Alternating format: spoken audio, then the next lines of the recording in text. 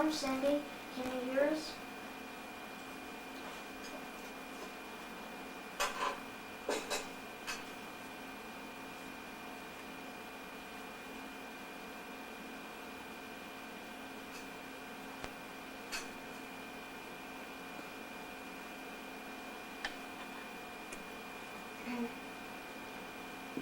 Shalom, I just excellent everyone. I can hear you.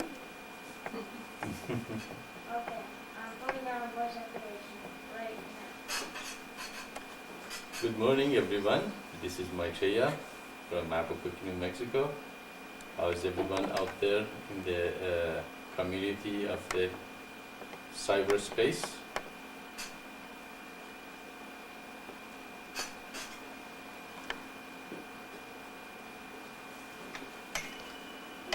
Thank you, Maitreya. I am very well. Thank you, Shalom.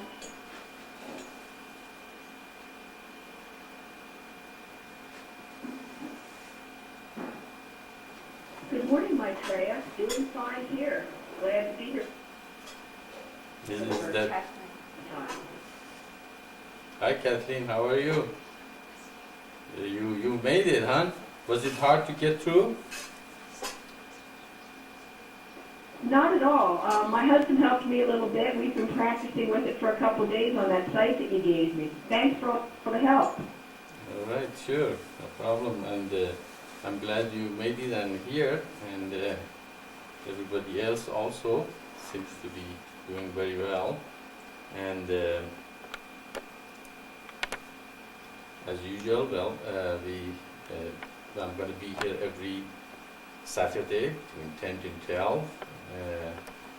Of course, probably I talked to Kathleen a little bit here because she's a person who joined us today, and probably get to know her a little bit, and she gets to know me and everybody else in the mission. And probably if she has any question, we can answer her. And I have also probably tell her a couple of things that I'd like to share with her. And but of course, the floor is open for everyone to join in. And sound like Kathleen has already manifested and put our quotes in her newsletter. She's the person, we read her letter here for everyone, and I heard some people cried. That's why I told her she has the ability to make people cry. So she sounds like a very good writer. She makes beats. Probably she's gonna make us some rosary for the mission. If you have a rosary, probably she doesn't know it. And I'm sure she has a lot of questions. I'm gonna let her ask as many questions she wants. But before that, of course, I'm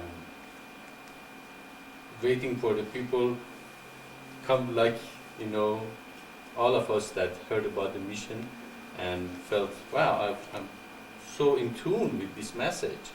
I've been looking for this message for all my life, and what he says makes sense. And I love the message, and I've heard about, that message is going to be on earth, and I want to help. I'm going to get them behind this mission and see that all the religions of the world are unified, our humanity, they stop fighting with each other and destroying, and we be able to create an earth that everybody will progress physically, mentally, spiritually, and emotionally to the highest level possible.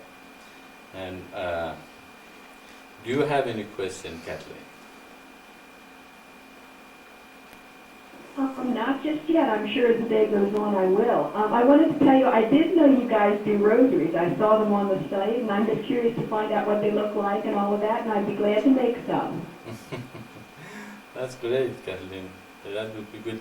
Probably we can send you information of how it's made and how many beads are in it and how each bead means and how the people can use it to this one. We can send her one. Yeah, actually we can probably send you one that we have. Of course, I'm sure we are not as good a beat maker as you are, but we just made, a homemade rosary here that we probably sent you one with the information in it, and see if you like it, and if you want to make some, that would be great, and we go ahead with that. But the first thing I wanted... Helpful, because a lot of the people on my mailing list like different kinds of rosary beads, and it's another way to introduce them to the mission. Oh, that is very good idea. Beautiful, very good. That's another thing we do in Saturdays here. We brainstorm if there is a problem or anything that has to be solved in the mission. Everybody bring up their ideas and opinions, and we discuss them. Eventually we come with some conclusion. What's the best way to do things that can spread the mission and reach to every part of the world. So that is very beautiful, very good idea, and that would be great. And the only thing probably I like to discuss it in this point is, like everybody else who has known Mr. Cram and eventually find a mission, I like to add just the point, the difference between what Mr. Cram teaches and what the Maitreya came and the mission is all about. Mr. Cram was inspired to foretell of coming of Maitreya and his teaching. And if you read his books about the teaching, you will find that teaching is exactly, he inspired to see happen on earth. And in that sense, he was correct. And he was correct that he predicted that Maitreya is going to come in 1982. And we did announce our presence in 1982, in the spring of 1982. But the rest of what he preaches and says out there, it seems a little influenced, not a little, probably a lot influenced by his own opinion and understanding of the teachings. So I know a lot of people come to the mission with a lot of expectation that Mr. Cram has created, and so some of those expectation is not scriptural, it's not based on revelations that we have had through the history.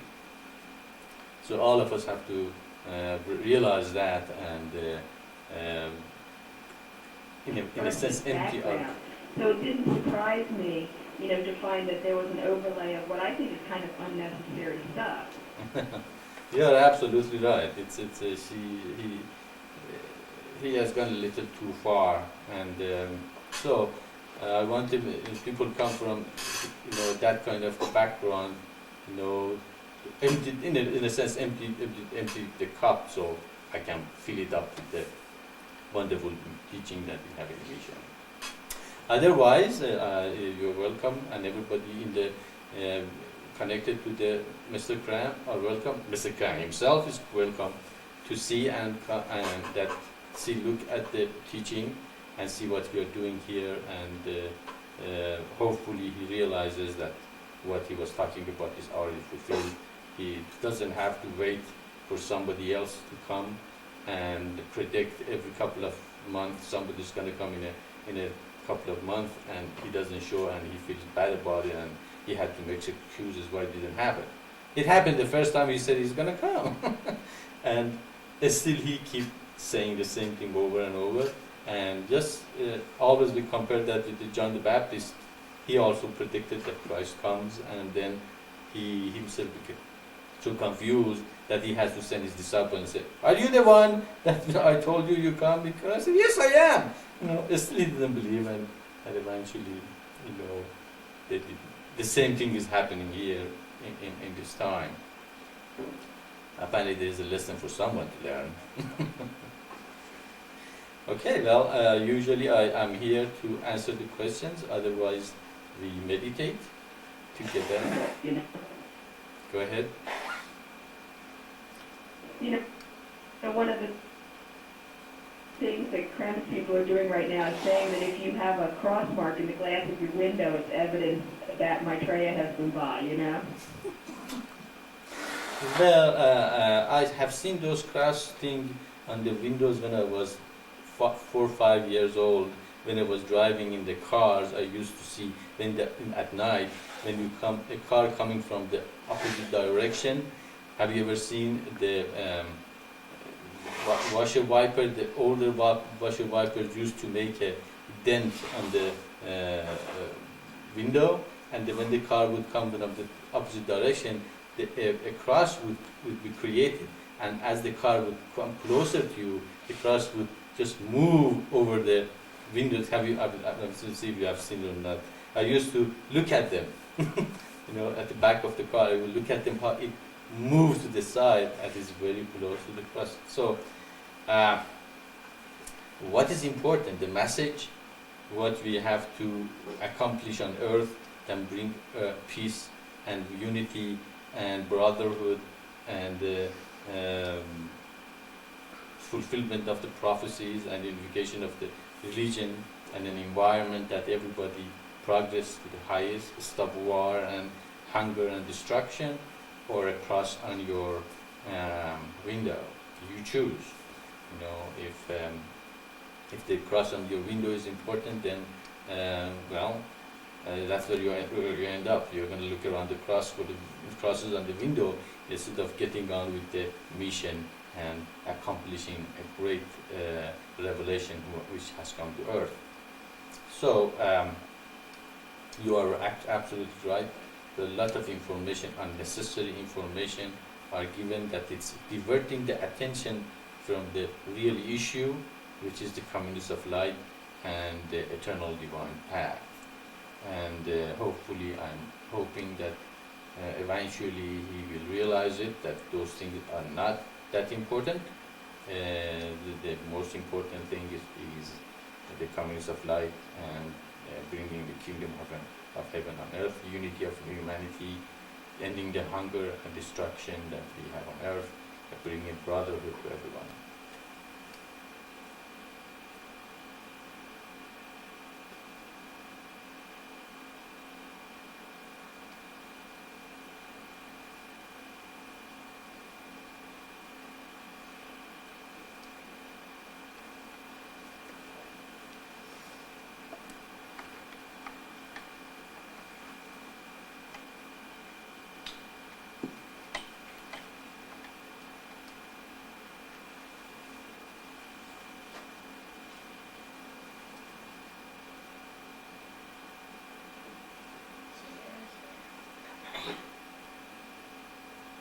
I really appreciate your telling that. I know that the thing that I was most impressed with when I started reading your writings was that the superstitious and the unnecessary traditional, whatever you want to say, aspects weren't there. And to me, that's the most important thing, because I do know, and I've always known, that spirituality was universal, and it was just the add-ons that made it bad.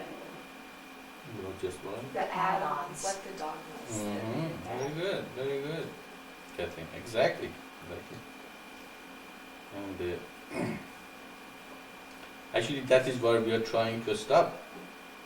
The dogma and the superstitious, the unnecessary part of the religions that have created separation between man and man. And later on, somebody says, well, the cross in my window is bigger than the cross in your window. And then they're going to start fighting whose cross is bigger. But if everybody realizes the goal of the life is to become divine and that divinity is everything, why do you need a cross on the window to feel the miracles of God? Just look at your hand. Your hand is a miracle. Your eyes is a miracle.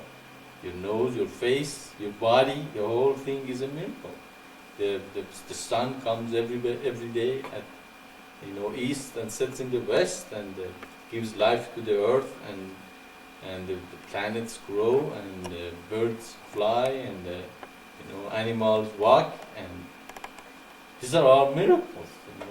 So why we have to become in a point that to have to cross on our window to see that, oh yeah, that is a sign of God. The sign of God has been always here. It have never been that the sign wasn't there. So, if we open our eyes, we can see the miracle has been here all the time, has never left us, and we have to look at the greater miracle that's happening every day and happening for millions of years on earth and all the universe instead of looking for a small thing, and instead concentrate on the greater things, which, as I said, is a formation of the composition of life and creation and understanding of the eternal divine path, that God do exist because He said He's going to do all those things in the history, and He has done it. Therefore, a Spirit is truth. You have the Spirit in you. You and the Spirit are one. Therefore, God is already with you and is you. Therefore, you don't need any external thing, really, to understand, that what He has given to humanity is good for them. So we are against dogma, and dogma comes from ego, and ego is the problem. I noticed, putting the quotes on my email list, that the idea that if, religion separates people, it's not expressing the Spirit of God. People are really, really responding to that, and they're saying, I'm going to go look at this website because, everybody knows that, and yet we get caught up in it anyway. Exactly. Absolutely, and humanity even getting to know it more and more. They are getting ready. Actually, I saw there was some discussion about religion, and a couple of fundamentalists were talking about, that is the only way. You have to seek the truth, and you have to believe that our belief is the correct one. And the other person says, well, and he told them, that other person, that you don't believe in God, that if you don't believe on what we say. He said, no, I believe in God, I don't believe in religions. And that's true. A lot of people are realizing that religion is different than believing in God. Religion have a lot of dogmas, a lot of things that separates man from man. But God, or a spirit, or something that I already know that is within me, is different story. It has no dogma. Okay? It doesn't say, okay, I am the only person who has it. Everybody has it. There's no one that God is not in him. Okay? Then how can I separate anyone from anyone? Everyone has the potential to recognize and realize the divinity, God within themselves. And of course, a lot of people believe in that, and then they reject the scripture, and they said, because the scripture says all these contradictory things, therefore we reject it. Really, a scripture doesn't say contradictory thing as it explains, though the dogmas created around what religion says create the separation. So you're absolutely right again. We are against dogma.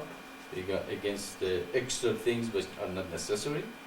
The only thing is necessary is the recognition that God is within all of us. Our goal is to create the community of life, and the community of life is based on the eternal divine path.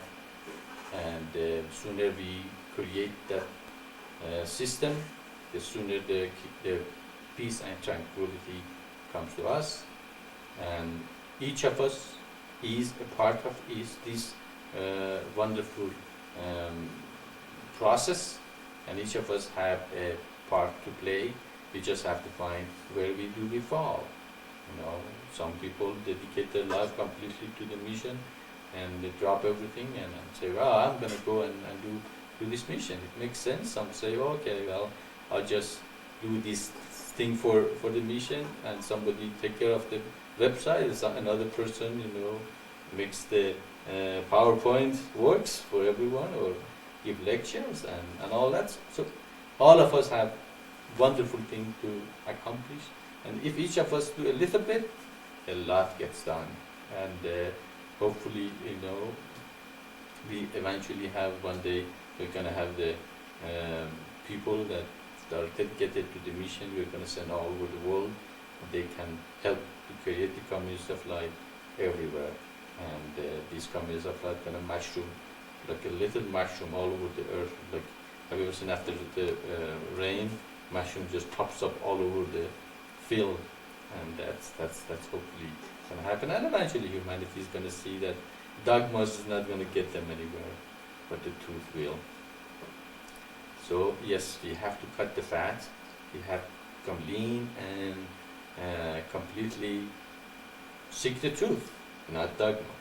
Not what my culture says, not what my preacher says, not what people tell me is the truth, but what I can find is the truth. That's what we are seekers here. We seek the truth. And if you find something in the mission and my teaching is not completely, based on the truth, then we can discuss it. That's what this Saturday is all about. Come and tell me, Maitreya, what you say doesn't make sense here. Why? Why you said that? Actually, it happened many times here. We discussed it. Usually when I explain, the person says, yeah, it makes sense now. But that's why I'm here, to clarify any confusion, so we can become completely realize that this revelation is based on very strong and solid foundation, based on the stone. It's not based on sand, it's based on stone. So it has a good foundation, and that's why I dedicated my life to it, and many other people have dedicated their life to it, and we are all brothers and sisters and work together as team, and we can accomplish great things. We probably can cut the fat down to the leanest possible.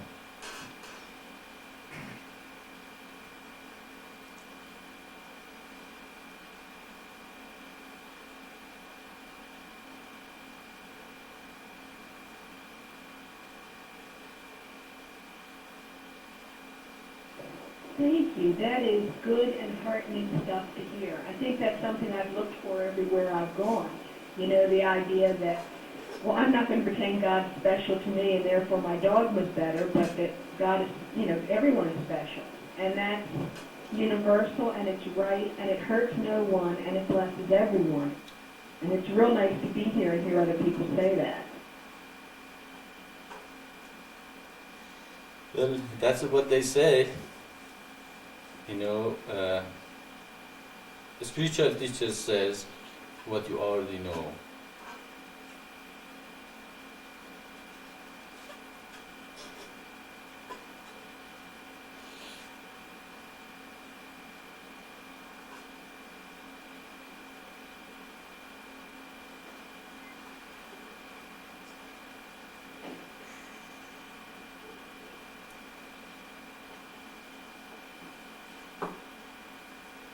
Well, I know I'm really enjoying this, but I see I'm monopolizing everything. So I guess I'll just sit here and, like my nephew says, I'll be very good and very quiet. And thanks.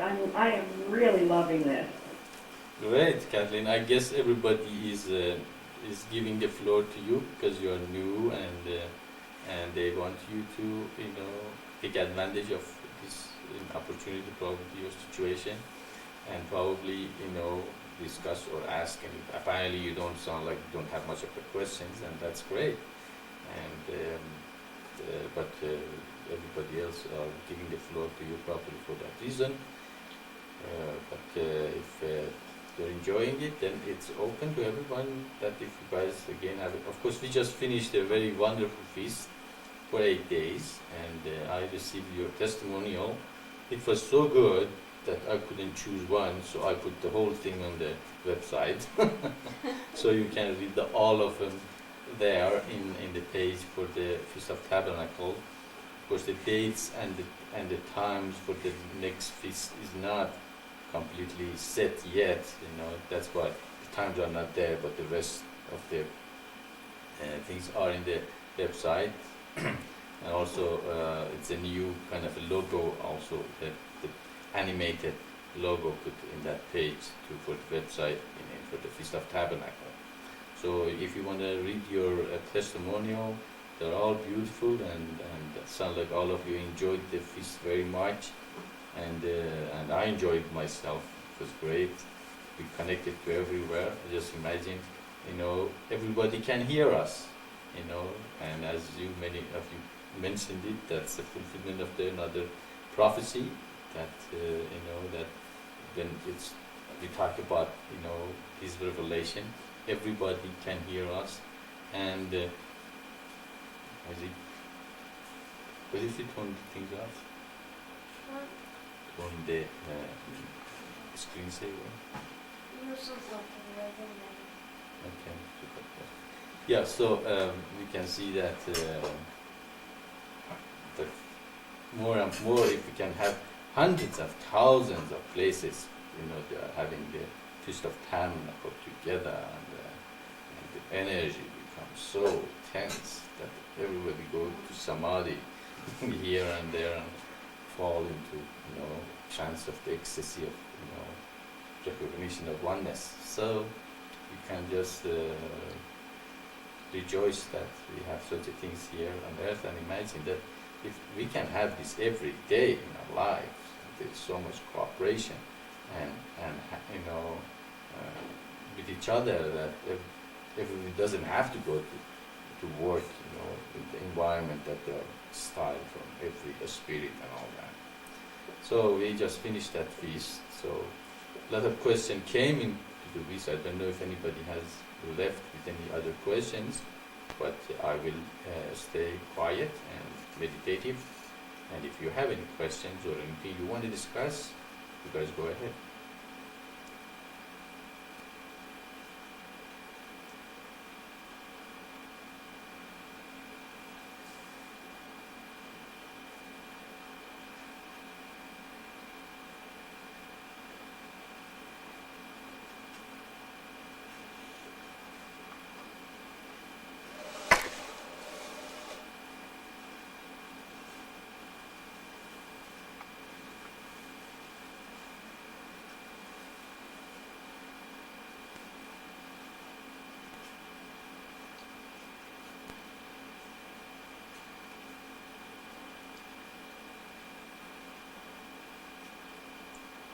One more thing I just remembered, we had a little problem with our emails, so if any of you send any email to our address and it was returned as a fatal mistake, it should be okay now, and you can resend it again.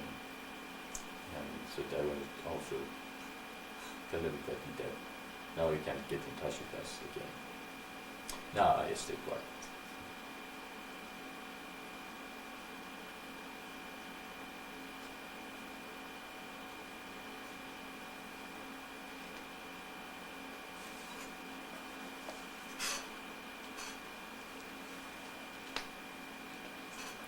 We have a question here from Sarah G.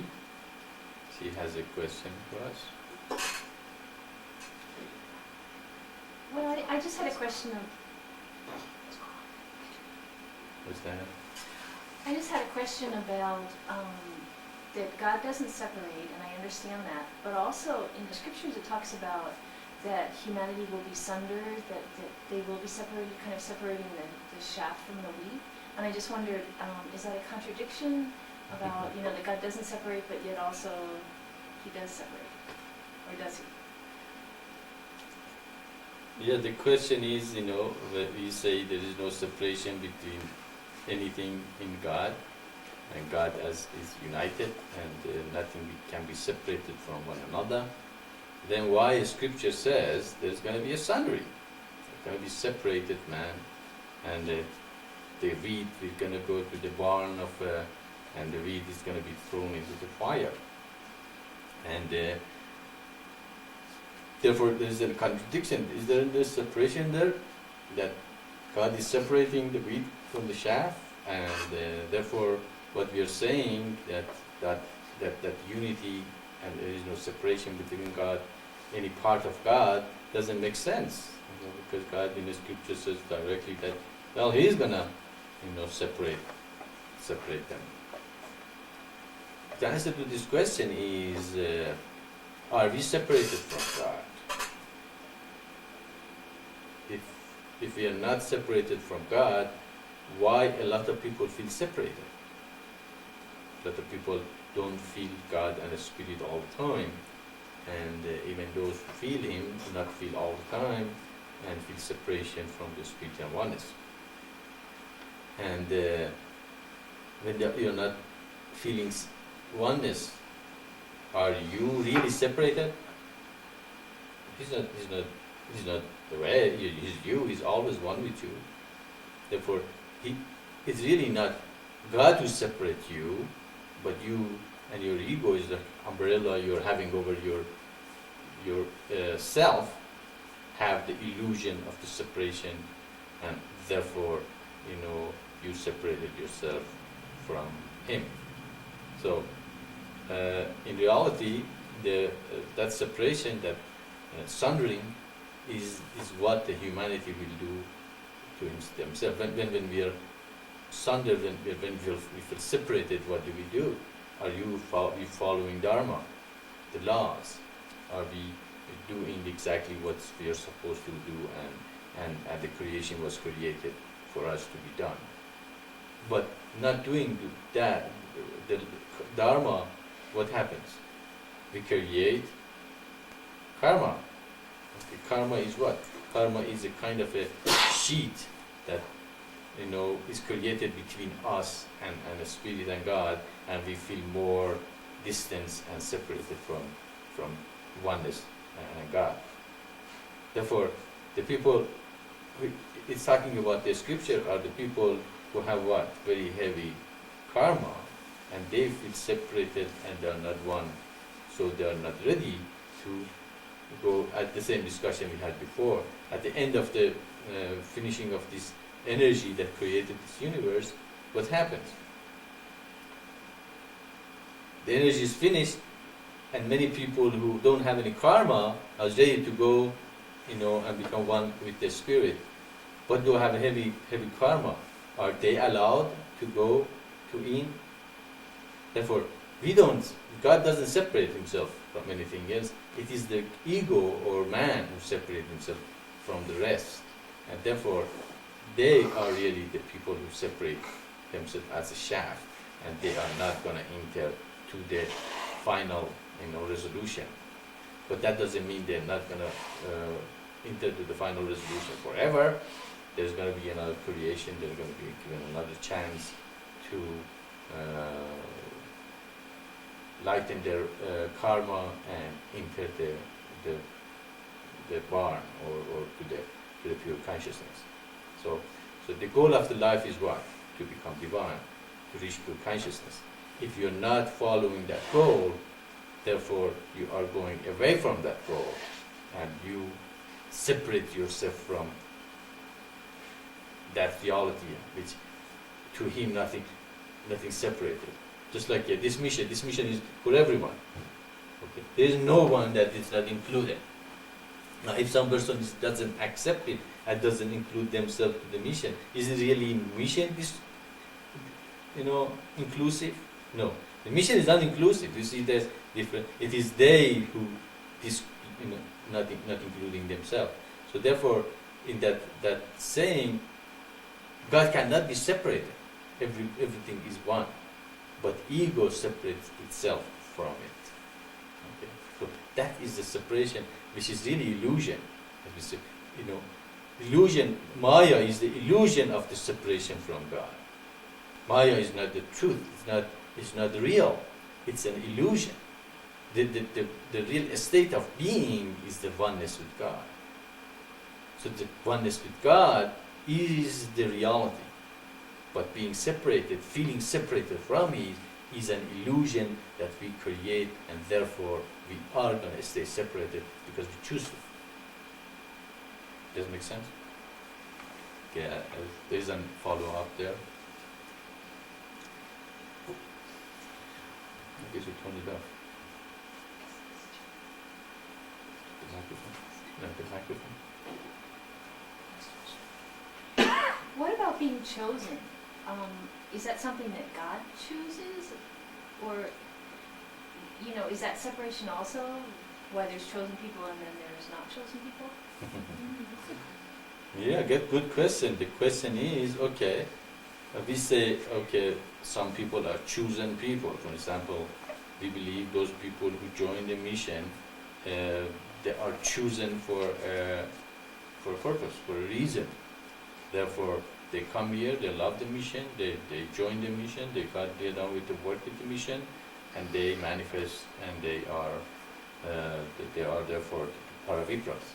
They follow the eternal divine God that awaken the spiritual forces, work toward the creation of the communities of light, sacrifice, surrender, and submit to the will of God for themselves and become universalists.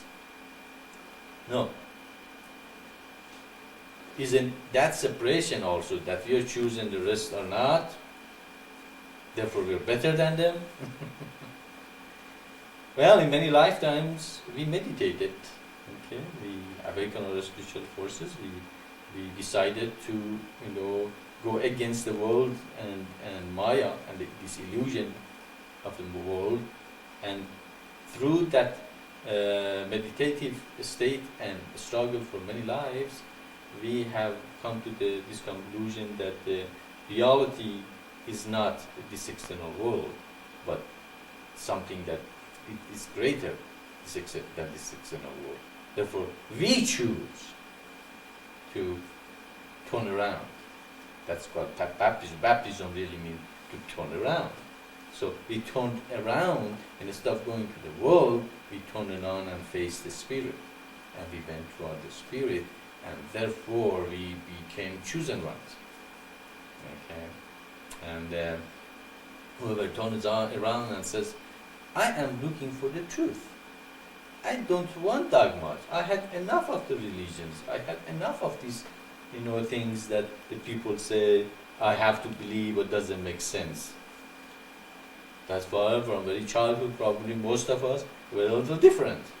We didn't want, accept everything that are told to us as religious belief and cultural setup.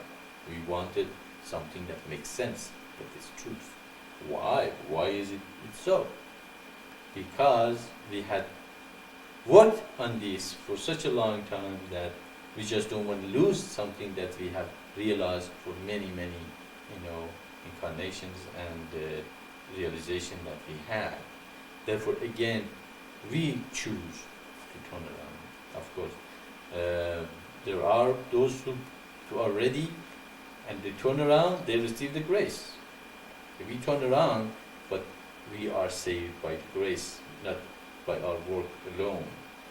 Of course, our work is important, is necessary, but the grace also will greatly help us to reach our goal. So there is a decision by us, just like in the mission. Somebody was asking me, okay, when I receive my next, initiation, who decides when I get the next initiation?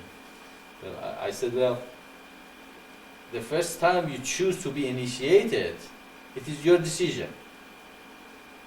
Okay? But after you got initiated, I decide if you are ready for the next steps. So it's the same thing. When you turn around to God, it's just like asking God, I want to come in. Okay? But who's going to let you come in is really His decision. Are you ready or not? For the next step. So it's a two-way street kind of a. You decide to turn around to go to the Spirit, and He decides if you're ready for it. Okay? If you're ready for it, of course, you are. You're going to be working at it for many lifetimes, and eventually, maybe you are a fast progresser, and you progress very fast. You go to the pure consciousness fast. Another one, just like to play around, and not go a straight path. They want to go to the branches of the way, and they might even get lost. Okay, and some of them find a way right through it, and they dedicate their life to returning to the pure consciousness, and they get them. So, see, you have the choice to turn around, but turning around is not enough. You also have to not get caught in other things that it's in the path of the spiritual journey. So So again, you choose and he guides. Okay?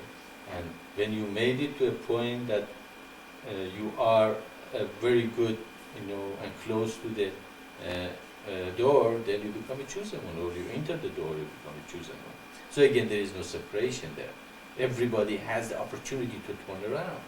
There's no one who's not given that opportunity. Everybody is given that ability to say, no, I don't want these games and thing in the world, I want it to turn around. But how many people do that? Those who doubt become what they choose. So there is again no contradiction between unity and what is being revealed to us. Does it make sense? Yes. Do you have a follow-up? Well, if in this regard anybody has question, go ahead. If don't, then again, we wait.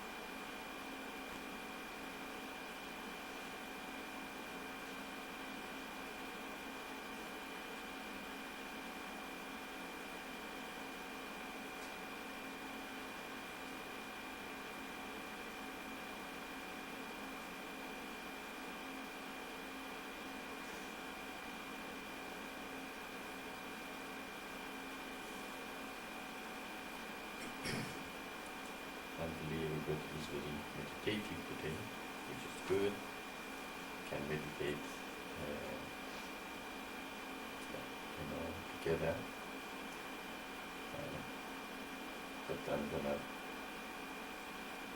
if there was anybody new, I'm sure you would tell me that we explained the great sign to them. But because Kathleen is new today, we're going to ask her, do you know about the teaching of the great sign, Kathleen?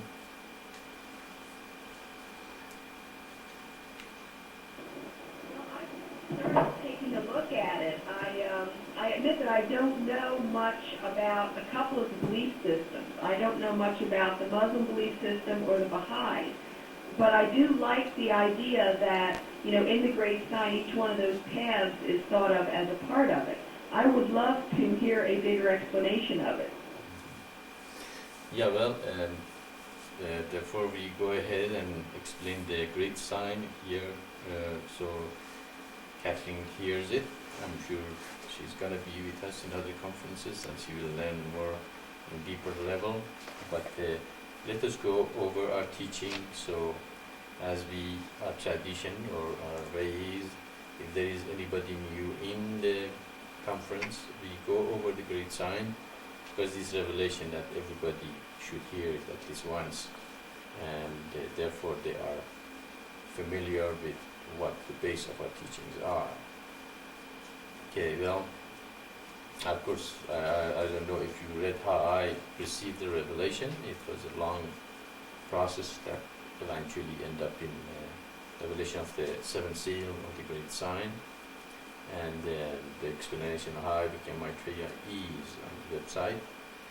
But eventually in the Baha'i temple, when I was visiting Chicago, in one vision it came to me, and the rest is of course end up with the formation of the great sign that we have now, and starting of this mission and announcing it in 1982, and then realizing that somebody has already said it's going to be revealed in 1982 with Mr. Kran. So the basic of our teaching is that God has revealed these religions one by one to humanity, and each of them have a great meaning, and that specific religion brings to humanity very clearly. And it started with the awakening of the spiritual forces, and that is what we call the mystical path. The mystical path, or any path that teaches that you have to become one with God. You have to meditate and awaken your spiritual forces and realizing that you and God are one. That includes Hinduism, Buddhism, Kabbalah, mystical Christianity, Sufism, any old religions in Africa and South America, that they are, include, teachers, you have to bring the spirit and oneness to yourself. Therefore, mystical path is very broad, teaching that in every religion you find them. There is no people who don't have them. That is what we call the mystical path, is the spirit of our religion. Actually, if you do not understand the mystical path, you do not understand the scriptures. You do not understand the revelations and other religions came. But mystical path, they are not the end to themselves. For instance, in Hinduism, the goal is to merge to God, and that is the goal. So you just forsake this world, and the only thing you do, you meditate and you try to return to God. We say no, that is the weakness. Each of these paths have a revelation and have some weaknesses. We say no. The next step that God revealed, the next seal that is a part of the eternal divine path, which leads to the absolute, the highest spiritual realization and goal, is to create the community of light. Well, where did God said that? If you read the Old Testament and the Bible, the whole Old Testament is based on the God is trying to find a people that they are His people, and He creates the 12 tribes of Israel, that they were supposed to accept God as their king and as their guide and follow His laws. Therefore, we can see that in the Old Testament and Jewish religion is based on the communities of life, creation of the community based on the Dharma and actually, of course, every religion does refer to all of these 5 steps. Even in Buddhism, they have Sangha and Dharma. Dharma means, the innate nature of things, and Sangha means community. So even they refer to the community, and the community is based that each person follows the Dharma. But in Old Testament, of course, the second seal reveals very clearly that God is based His kingdom or guidance humanity to the highest level is the creation of the environment that everybody can progress physically, mentally, spiritually, emotionally, and emotionally. Therefore, we can see in the Old Testament, the whole base of the teaching is that creation of the community and tribes. But how can you create such a communities? Christ brings the answer: sacrifice. If everybody says, "What is it in it for me?" and I want to only have my own interest and my own things, and I don't care about the rest of the humanity, or the rest of whoever is close to me, you cannot create the communities of life on selfishness, but on sacrifice. Sacrifice means not to be really self-centered, means to be other people-centered as well. So Christ goes to cross all the way and sacrifices Himself for an ideal, and of course He releases the grace, of course, but the message is sacrifice necessary to create the communities of life. Okay, you sacrifice a lot and it doesn't get anywhere. Nobody listens to you. You feel bad. You feel you are not listened to or understood, and you become very depressed. Or you do things and it starts happening, and you get big ego and say, "I am the doer. Look at me. I'm doing all those things, and I'm a great teacher. I'm great, for bringing over. I'm doing all these wonderful things, and everybody should bow down in front of me because I'm such a great, spiritual teacher, and or whatever might you help bring people to the communities of light, and you create a big ego. Both of them being depressed or create big ego is an obstacle in your spiritual path. Therefore, the next step is surrendering and submission to the will of God. Surrendering means to do the work and surrender the result to God and say, "God, I did it, but result is yours. I'm not going to be attached to the result." And submission is that really is greater than surrendering, is always remembering you're not the doer. God is doing it for you. The Spirit is doing it through you. So don't take the result, and if you don't take the result, there is no attachment. And that is the very base of the teaching of Islam, that surrendering and submission to the will of God. As Islam means to surrender and submit to the will of God. Okay, you're gonna awaken your spiritual forces. You're gonna try to create communities of light. You sacrifice for it, and you surrender and submit to the result to the God. You're not attached to it, but you're gonna do it just for this community where you live in, or for the city you live in, or for the country you live in, or even only for Earth. You're gonna do it. Is that enough? The next step is become universalist, realizing that the whole universe is your home, and God is your father and mother. Okay, so you absolutely free yourself from every bondage of the nationality, gender, man, woman, black and white, and yellow and green and whatever. You're absolutely universal, no matter who the other person is, or they are a part of the universe. You can't say they are separated from you. So with these 5 steps: awakening of spiritual forces, creation of the communities of light, sacrifice, surrender and submission to God, and become a universalist, you become what? You become an elect. You're not separating, you just become elect. I'm not saying the rest are not connected to God, but they're not just not elect. gone through the 5 steps of the eternal divine path. Therefore, elect really means the person who follows the 5, step of the eternal divine path, and that's the 6th seal that we will with the my guru, if you can call him, or the person that I start meditating with, and for the first time in my life accepting a teaching that made sense, at least to some extent, better than anything else. Islam or Christianity. Islam was the religion I was born in, but I never accepted it, and I was looking for the truth that was greater than what they taught me.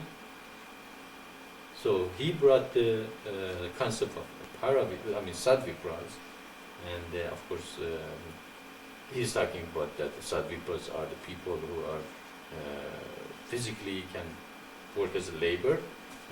They can be, very courageous, like a warrior, and be intellectual. In a discussion, they can discuss and understand intellectual things, and they are very good in business if it gets the business part of the life, and they can deal with the business part too. So they have this 4 characteristic, and of course later on, after this revelation, we also added that they should follow the eternal divine path. So that is elect. That's the Paravipra is, and we call it Paravipra instead of Satvipra. So the 6th seal is the seal of the elect. Okay? And these elects are the people who come together and create the communities of light and the system that we discussed it in the feast, and we had a presentation. Our first presentation was based on what our system is, and our system, the whole system, is gonna emerge as the communities of light, and so that's communities of light is really the essence of our work, and what we are aiming at to create them, and with that creation of the system, of course, the progress of whole humanity will be accelerated, and not only those who have elected will reach pure consciousness, which is the 7th seal. What is pure consciousness? Pure consciousness is when you are united by God, with God, or the Spirit, and there is no separation, and you are one with everything, and everything makes sense, and everything become united. That's what the 7th seal is, which is the seal of the mission, which has unified everything together and brought the whole thing and united and said, well, look, you don't have to fight. All this religion has been sent for a reason, with a message to humanity, and therefore each of you have a great message to add together, and when you put them together, then you have a body or a whole, and of course the whole is greater than the parts, and therefore you have to follow the whole. We are not saying to Muslims or Jews or Buddhists, give up your religion. We said, look, your religion is a part of the greater truth. Come and put that in this context, then you see, wow, it really makes more sense to me now than before. Okay? Therefore, the 7th seal is the goal to reach pure consciousness, to go return to God. But how can we accelerate this progress of humanity? By creation of the communities of light. Okay? The communities of light, but by creation of the community of light, we accelerate the progress, not only ourselves, but the whole humanity to a greater degree. And the earth, as we discussed many times, is in an evolutionary leap right now, and people are just had enough of religion. They are looking for truth and something that makes sense. It doesn't any dogma. The eternal divine path doesn't have any dogma. You don't have to add anything to it. You don't have to put fat in it. Okay? Just awaken your spiritual forces. That means meditation and chanting and dancing and concentration and giving a reminder and trying to knowing thyself. Know thyself to know God. Second is, okay, now what? I'm doing those. Get to the communities of light. Attack other people come to you. Create a community of light around you. Create a place that people can come and join and meditate and awaken the spiritual forces. Then, of course, you have to sacrifice. Say, no, I'm not going to do it. I'm going to sleep over tonight, or I'm not going to do all those things. It's too hard. It's too too much pressure on me. I'm gonna have a lot of other things to do in my life. I'm not gonna do that. But that doesn't work. That's never gonna create kind of life. You have to, give up yourself to it as much as you can and increase every day in that direction. And of course, you are not the doer. You are just a channel for a spirit that comes through you, and you love everyone and everything in the universe. You become a universalist, and you become an elect. That is the really base of what it is. Has no dogma. It does not have any dogma. And you don't have to look for the crosses across in the windows either. Just get on with the work, with something that is humanity. Of course, the most important part right now is get this message to as many as people possible. Just tell them, just tell them about this revelation, that the religion is a part of a greater truth, that each of them has a message for humanity, that Muslim and Hindus and Buddhists and Christian and Jews don't have to fight. You are a part of God. If there is one God, how can we have so many religions? There's one God. How can we, separate, Jews from Christian and Buddhists and Hindus and Islam and all that? So we can see that this unifies our humanity. It brings the kingdom of heaven on earth. It brings peace. It accelerates human progress to the greatest degree. And it is the revelation that is foretold to come to humanity. And also it was foretold to come in 1982. And it came. So we can see that everything falls into their places and everything makes sense. And now we are all here to hear this and become it. And so I have to explain this to every person. You have to explain this to every new person or everybody you encounter with. At least they hear it once. Then your job is done. It's up to them to accept it, reject it, take it, become a part of their life, not become a part of their life. Your work is done, as does my work. My work is really to explain this over and over and attract those people who have been called for this mission, and that they are called. I'm done. It's their mission. It's not mine. That's why we said we're going to create 144,000 Maitreyas. That they love this teaching, they understand this teaching, and they're going to give satsangs even more passionate than I do. Any question there?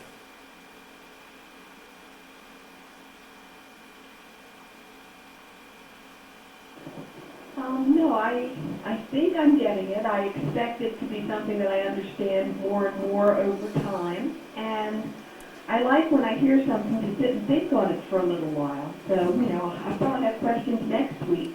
But right now, I'm really very just grateful that you're taking the time to explain it to me. Sure, Kathleen, that would be great. And this is just the force of habit. I always ask everybody, is there any question? If there is none, don't worry about it. And but you will, if you stay with it, if you read the material, if you stay with the conference, and you will learn much more, I hope. Just a comment. I've probably heard the great sign explained, I can't count, maybe 500, 1,000 times, something like that. And each time it's different, and each time I learn something new. I don't think there's a Is that true? Is that enough? It wasn't on, it wasn't lighting up when we were talking. Are you putting it on? Go ahead. Say it again. Isaac is telling me that the microphone wasn't on, so let me try again. I just wanted to make a comment that I've probably heard the great sign explained hundreds, thousands of times, I don't know, but innumerable times, and each time it's explained a little bit differently, and each time I learn something. Of course, Sarah G is the person who's been with me longer than anybody else. So she was the first person who joined the mission. So that means she had all of them.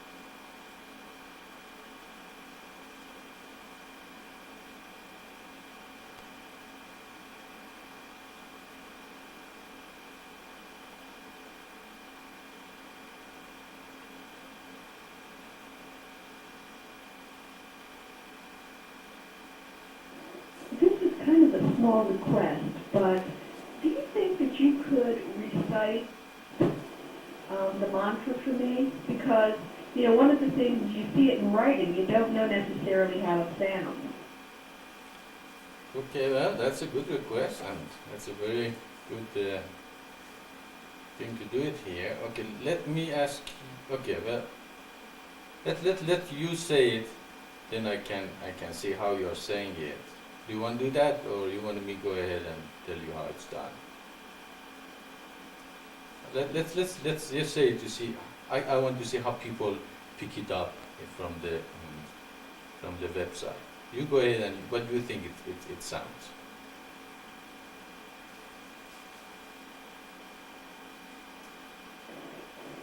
Hari Om, Shri Hum, Om Nam Kevalam. Very good. Of course, the only thing probably it is a little different than Shri. It's Sherry. Hari Om Sherry Hang Om Nam Kevalam. That's very good. And that is how it goes. You breathe in Hari Om Sherry Hang. You breathe out Om Nam Kevalam. Or you can breathe in Hari Om, breathe out Sherry Hang, Om Nam and Kevalam. It depends how much you can use your breathing with the mantra. And of course, the first you relax your body very to the deepest level you can, and then keep your spine straight. And you can sit on a chair, or you can sit cross-legged. It's up, up to you, whatever you want to do. And then, close your eyes and calm again your body, and breathe in Hari Om, Shari Hang, Om, and breathe out Om Nam Kevalam. Or you breathe in Hari Om, breathe out Om Nam Shari Hang, or Om Nam, and then breathe out Kevalam. It depends, which more comfortable for you, and then think about the meaning of it. The goal of the life is to become divine, and that divinity, God, is everything. So after a while, everybody would know they have been born, they have come to this life to become divine. That's the first goal in life. The goal is not to become a doctor. The goal is not to become a professor or a lawyer. But if you are a divine lawyer, great. If you are a divine doctor, fantastic. And then you follow it on a divine path, join the community and help the community to the highest way possible. So the pronunciation is Hari Om, Shri Hang, Om Nam Kevalam. Okay, Thank you. I know that, as someone who makes beads, that people do ask me how to recite certain mantras sometimes. Now, I understand that this is a mantra that I can give freely to anyone who wants it. Yes, you do. Anybody can give to anybody else. That's called a universal mantra. It has twice as powerful as the mantra is used by the Buddhists, which is Om Mani Padme Hung. And if you listen to the rhythm of it, it's very similar. Hari Om Shri Hang, Om Mani Padme Hang, Om Nam Kevalam. Okay, so it's twice powerful as the Om Mani Padme Hung. And there is a book, I think somebody wrote about how powerful that mantra, what was that one? Om Mani Padme Hung is. So this mantra is twice as powerful. So you have to write 2 books. So yes, you can give it to anyone, and everybody can give it to anybody else, and they can meditate on it. Absolutely. So you read? What's tricky is that I think mantra repetition is one of the great spiritual practices, and that's why I do what I do. And, the people that I come into contact with are going to be interested in the mission, possibly starting from that particular point. So it's good to know that I can share it. Absolutely. Actually, you can anywhere you are. You can start a meditation group wherever you are, and you can start meditating on the Hariom Shariham together. And if you have a group, close by, you can put aside some time. Well, in Thursday mornings at 6 o'clock.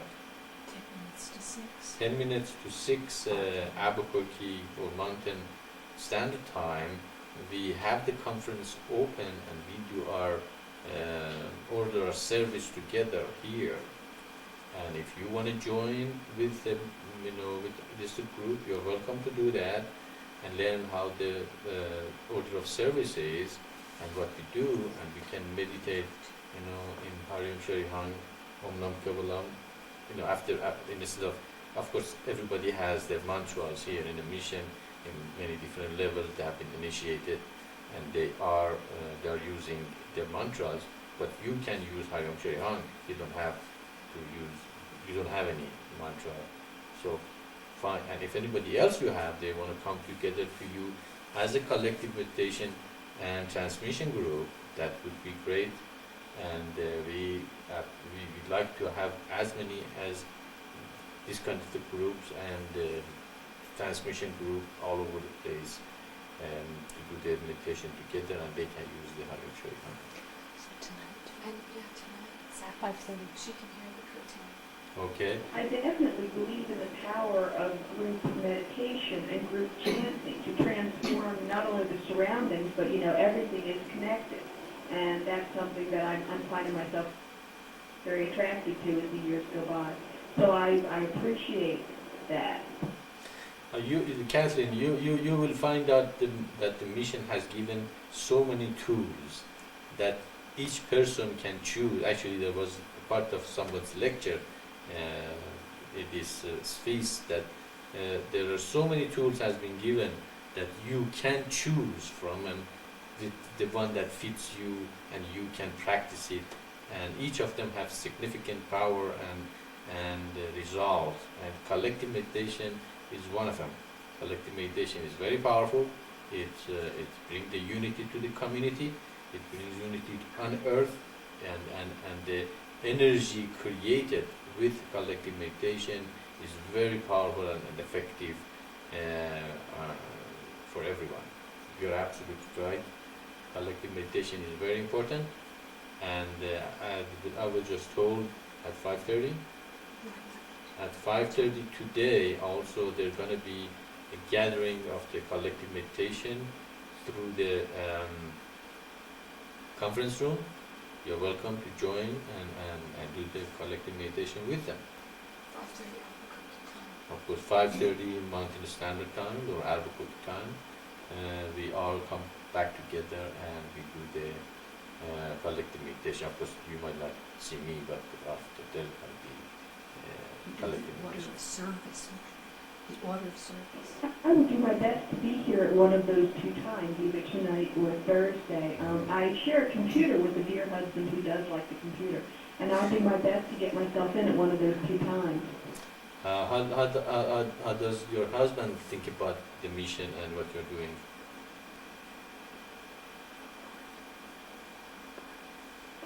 Well, he married me knowing that I was a spiritual seeker, and he's a spiritual man. He's a Christian and very open-minded about, that what we are doing is the same thing in different language.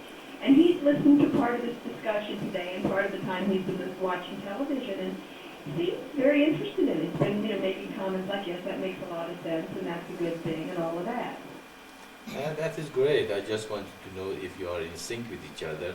And it's a fantastic thing if the wife and husband be spiritual and work together toward the spirit. It really helps both of them.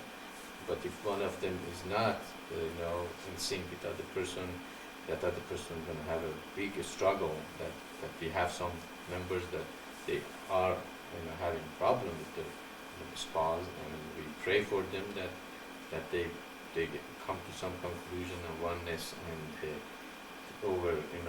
overcome that problem. And that's why I asked. I'm very glad to hear that he is with you and he supports you, and that's very good, very fantastic. That you both are progressing together. Sure. Yeah, that would be great. Anytime you get a chance, just join us. Of course, it's a little addictive. After a while, you can't get away from it. But it's a fantastic thing. The more people meditate, the more we generate the energy that combats the darkness. Of course, darkness is ego, no doubt about that.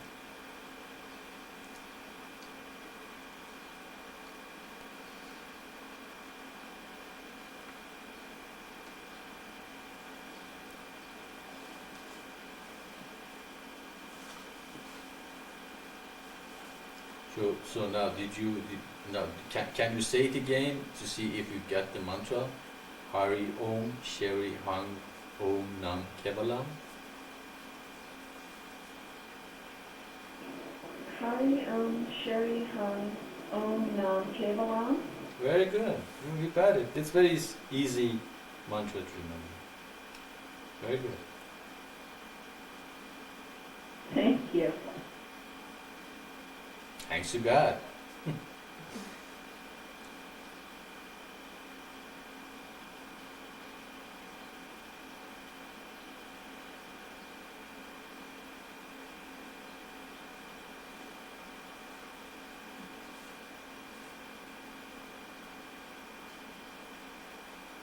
You've mentioned initiation a couple times. Can you tell me what part that plays in the mission? Yeah, we have 7 levels of initiation. This is the Hari Om Shri Hang is of course a universal mantra. Everybody uses it, and then we have the introductory mantra that you have to ask for it. You have to, when you reach the point that you want to join the mission, then there are some requirements to be initiated into the mission. You don't have to become initiated. You can just, love the teaching and do whatever you want with it. But if you decided, yes, now I want to become even more involved to really, know the mission, then there is an introductory mantra that we give to people who ask to be initiated to the mission. And there is 4, and then after the introductory mantra, we have 4 level of the word that will be revealed to you, the holy name or the word that you will hear it in the website from us. It is the what Jewish people eventually corrupted to Yahweh or Jehovah, or that it cannot be pronounced in the material world. It is something within you. Everybody has them, and that is 4 level of initiation, and the 7th initiation, which is the highest initiation, and very few people will receive it, is the 5th level of the word, or 7th level of initiation. So the universal mantra anybody can meditate on. And the meaning is great. That is the real goal of the life, to become divine, to awaken our spiritual forces, create the communities of Satsang as well. So in this subject, become universal, it can become elect and the rest of the teaching. The introductory mantra is the preparation to receive the word, and the word has the 4 level of initiation, and so it's 6, and the 7th is the highest initiation.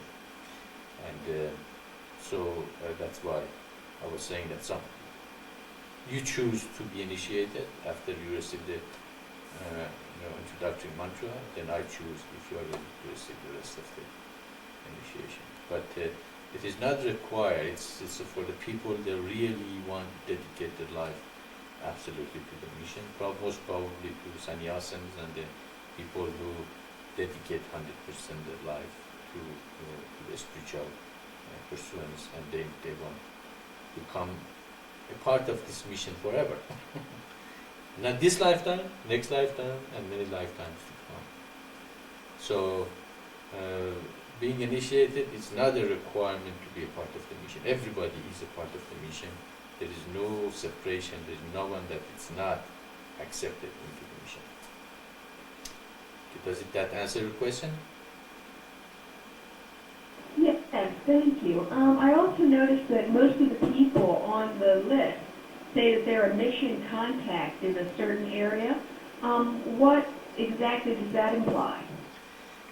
That's your decision. You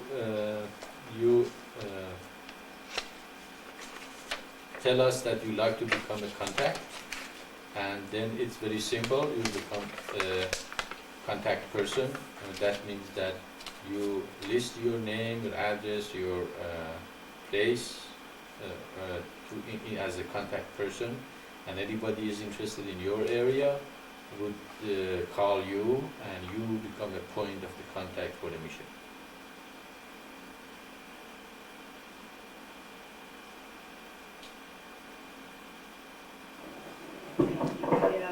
I just, questions are coming up as I go along, I guess. Thanks for explaining that. Sure, if you decided to become a contact, you can just let me know now or in email or whoever. It's not. But of course, you have to be dedicated to the mission and want to be a point of contact for the mission. Sure. Any other question? That's what I thought. There's a lot of questions when you first come to the mission, and you're welcome to ask. There's no question here is not a good question, and that is why I stay here from 10 to 12 every week, so every questions are answered while I'm in the body.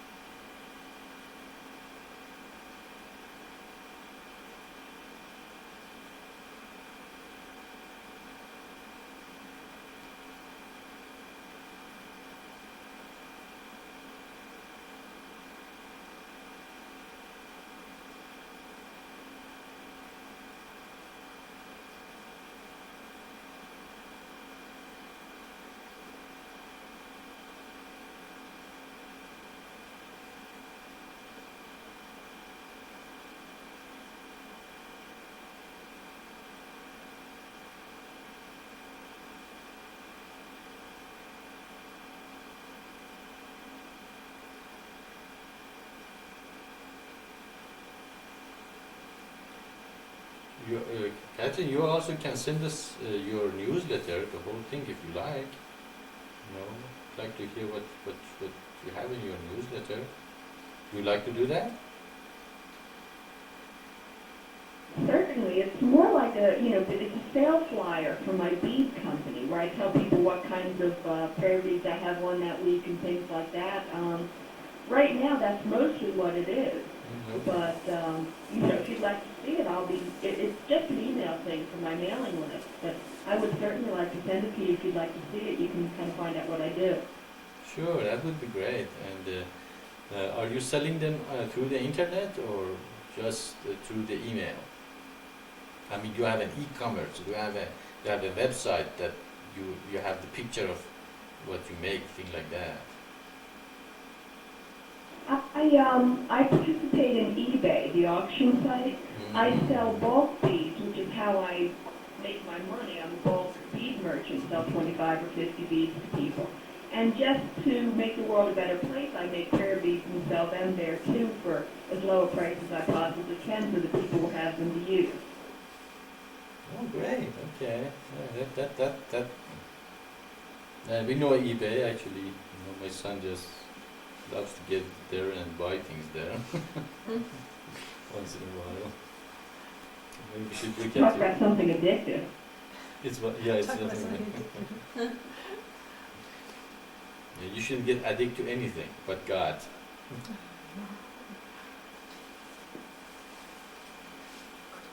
digitize a picture of the prayer beads and get it to her. Just send her one. I think she'd enjoy it. We'll send her an extra. Okay, well, there's a decision here to send you a rosary and the instruction how it works. And so we need probably your address, where to send it to. So you can send that to our email, and we send you one. How about that? That would be great. I'll send you the URL for a couple of the beads that I have on right now so that you can see the kind of stuff I'm doing too. Sure, that would be great. Does she actually makes the beads? Yeah. She says she does both. She sells in bulk and makes some. Do you actually, the question is, do you actually make the beads or you just make the rosary? Usually I sell gemstone and the really good glass from Czechoslovakia. But I do string them myself and, go through the whole putting them together thing. And I'm just now learning how to make the chain type of rosary. I'm studying how to do that, and that'll be a nice thing in the future too. Chain type, okay. Apparently nobody knows what chain type is here. But okay, but you don't make the stones or the bead themselves, right? No, I'm thinking about getting into that. I had an aunt who did ceramics, and I am thinking about starting to make ceramic beads at some point, buying a kiln and things like that. But right now I buy them wholesale and break them down into smaller parts and sell them, and then also take some to make rosaries out of. Great, like a good business person. Yeah. I wonder if the chain type refers to the road. Well, I was looking for right livelihood, and I really do think that I found it, and it's been a great spiritual experience just to do this. I've only been doing it for about 5 months, but I realized that it was when I started doing that I took a step onto the path, that I didn't even know I was getting started on. Well, actually, I can imagine just putting thread into the beads itself is kind of a meditation. You can just be by yourself and meditate and let the mind, kind of relax and get to the higher level where you're doing work with your hand very peacefully. I can see why, it's meditative work at the same time. Actually, everybody works in any field. They have to make that work a meditation, and no matter how tough it is, how they don't like it or anything, if they make it a meditation, then the work become much flowing and a kind of a wonderful, beautiful dance. And you become very good at it. Actually, that's one of the recommendations in the mission. I always give people that become best in what you do. So everybody look at you and say, what is that? Why this person is so good in what they do? And if you can be good in a small thing, you can be good in great things. That sounds like very meditative work. Very nice. Yeah. I must admit that I let the business concerns, just starting up, no money, all of that, it gets in the way of the meditativeness a lot. And my husband's been telling me this, he's another great teacher of mine personally. And what you're saying is reflecting exactly what he's been telling me for the last couple of weeks. Calm down, take this as meditation, don't worry about making money. And, I'm real glad to hear it again. I probably need 50 people today to walk up to me and say that. Yeah, actually, if you concentrate on the money, then you will not going to make as much. Then concentrate on your work. If you're a good worker, then people are going to come to you. Yeah. That's very good.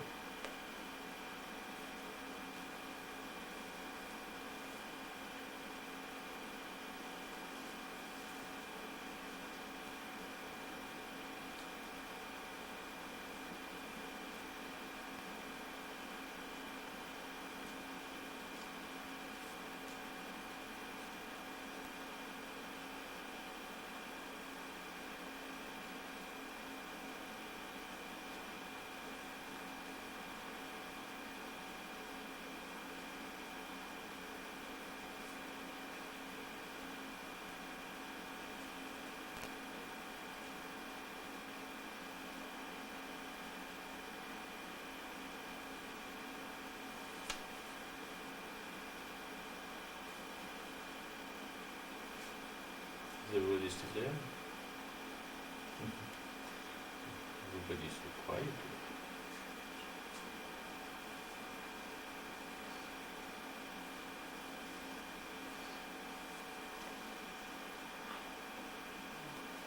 I was wondering how Sandra's daughter liked that answer on Satsang.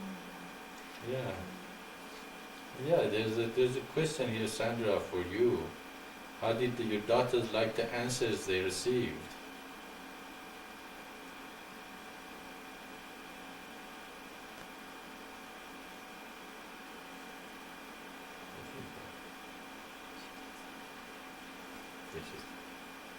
I'm getting my daughter right now and see if she tells herself what is it.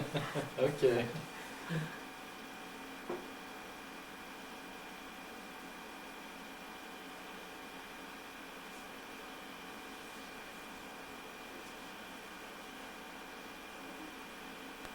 Oh, hi.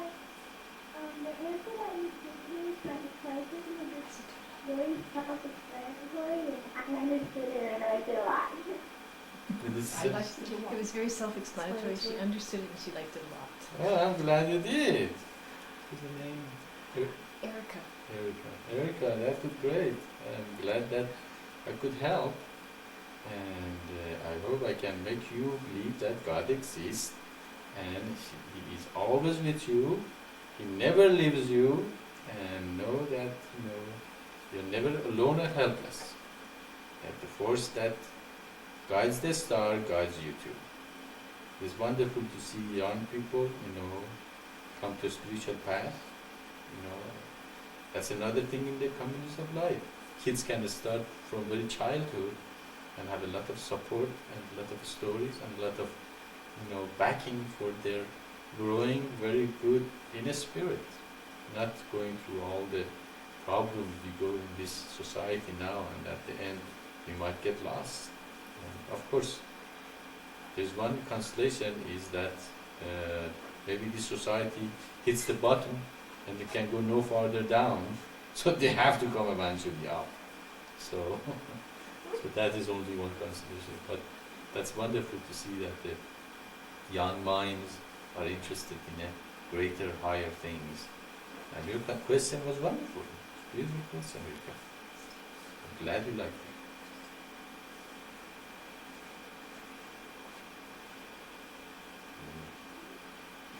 So thank you for answering the question. I'll have more if you could understand how we can really start. It's the same thing. She said, thank you for answering my question. I heard more something. Okay, We didn't quite get it. okay, Erika, can you repeat that? We couldn't completely make up what it said. And talk a little louder. Thank you.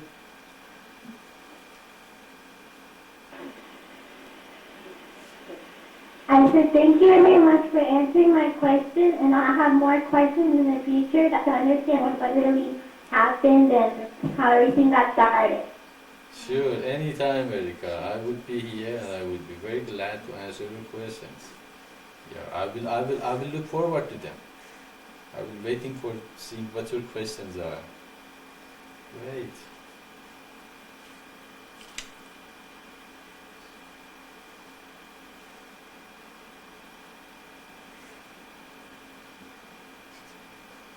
Yeah, children are the future of the I humanity. just wanted to say something to Maitreya about what you and Kathleen was talking about doing your job good and don't worry about the money, because I find that to be true also.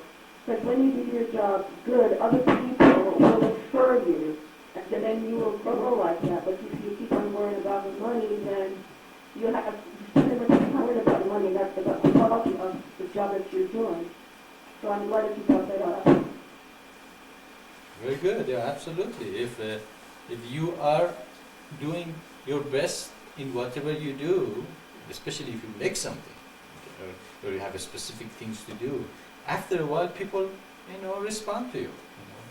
The word of mouth is going to go around and say, this person is doing a good thing in what they do. They are the best, and money is no object. And financial thing should be also shared. Also, and that also take the burden out of the people, to working hard. This is not life to work, 10, 12, 14 hours a day and being worried about your future and your retirement and all that. In the communities of life, retirement, everybody, the older people gonna be retired in the community, and they will taking care of the children. You don't have to put the children in the, what's called? Daycare center. You don't have to put your parents in the nursing homes. In the community, they help each other, and it's beautiful. Older people feel useful because they take care of the child, and child learns a lot from older people because they have experience, they have learned, they have gone through a lot of, experiences, and they can teach the kid, the child, and the parents can go to work. And as we said, in the community there are 12 couples, 6 couples. Even 9 of them go to work, 3 of them can stay home and take care of the household and all those things that need to be done. And God has created a wonderful, system that humanity follow. But as Adam and Eve said, no, we don't want to listen to you. We want to say, no, we don't want to listen to you. We want to go our way, and we create more problems. Our children are disconnected. They are, they are raised with strangers that we don't know how good they are. Our parents are rotting in the, nursing homes, and they don't have anything to do. And that's what the problem is, being bored. A lot of old people are just bored because they have nothing to do. And uselessness. You have to be useful. It feels good feeling that you are useful. And in the work, that is the secret. Become best in what you do. And become meditative. Let it become a meditation for you.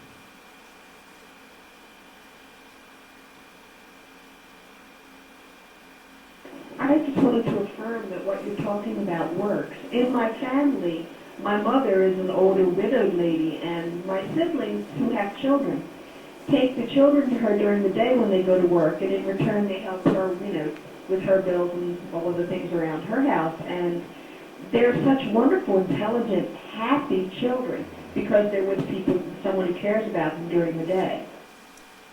Absolutely, your mother loves the child, but you take it to the, daycare, what that person probably created the daycare to make money, and that's most important to them, not the child.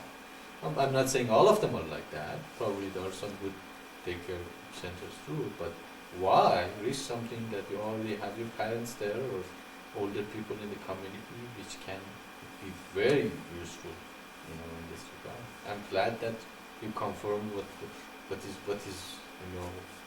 I knew as a truth.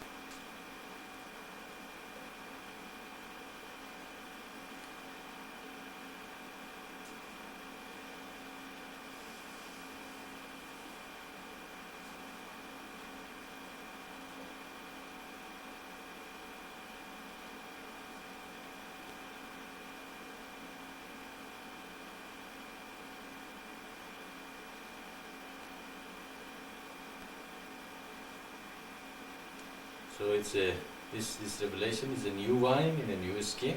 It's something that